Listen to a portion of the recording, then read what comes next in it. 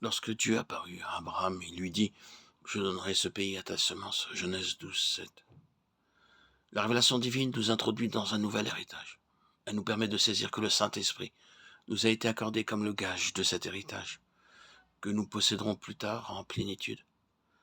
Dieu est apparu à Abraham et Abraham bâtit un autel. Ce n'était pas un autel destiné au sacrifice pour le péché, mais pour l'Holocauste. Il ne s'agissait pas de résoudre la question des péchés, mais celle de l'offrande d'une vie à Dieu. C'est la sorte d'autel dont il est parlé dans Romains 12:1. Je vous exhorte donc, frères, par les compassions de Dieu, à offrir vos corps comme un sacrifice vivant, saint, agréable à Dieu, ce qui sera de votre part un culte raisonnable. C'est en raison de la grâce de Dieu que le Seigneur Jésus est mort pour nous. C'est cette grâce qui a pourvu à la croix sur laquelle nous sommes morts avec lui, sur laquelle le méchant a été jugé. C'est par la grâce de Dieu que sa vie est au-dedans de nous. Et c'est cette même grâce de Dieu qui nous introduira dans la gloire. C'est sur la base de sa grâce que Dieu nous exhorte à nous offrir nous-mêmes à lui, en vivant sacrifice.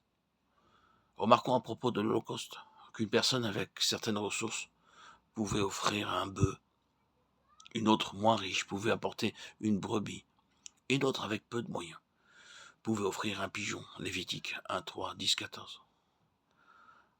Cependant, quelle que soit l'offrande, celui qui l'apportait devait l'offrir tout entier. Dieu ne peut recevoir rien de moins qu'une entière consécration. Dans quel but l'Holocauste était-il placé sur l'autel? Pour être entièrement consumé. Certains pensent s'offrir à Dieu pour faire ceci ou cela ou pour lui. Cependant, ce qu'il veut, ce n'est pas notre travail pour lui, mais nous-mêmes. L'autel ne signifie pas faire pour Dieu, mais être pour Dieu.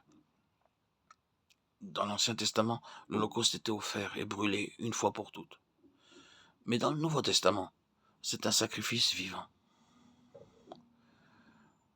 La signification de l'autel, c'est l'offrande d'une vie à Dieu, pour être toujours consumée, et cependant toujours vivante. Étant toujours vivante, mais pour être toujours consumée. Dieu désire que nos vies lui soient consacrées, afin que tout au long du chemin, elles puissent être sans cesse consumées pour lui. Dieu est apparu à Abraham, et Abraham s'est lui-même offert à Dieu. Abraham n'avait rien entendu à propos de la consécration. Personne autour de lui ne lui avait incité à s'offrir. Mais Abraham avait vu Dieu. Et quand cela s'est produit, il a aussitôt édifié un autel à Dieu. Frères et sœurs, la consécration est une chose spontanée. Celui à qui Dieu s'est manifesté ne peut faire autrement que de vivre pour lui. Il en fut ainsi pour Abraham.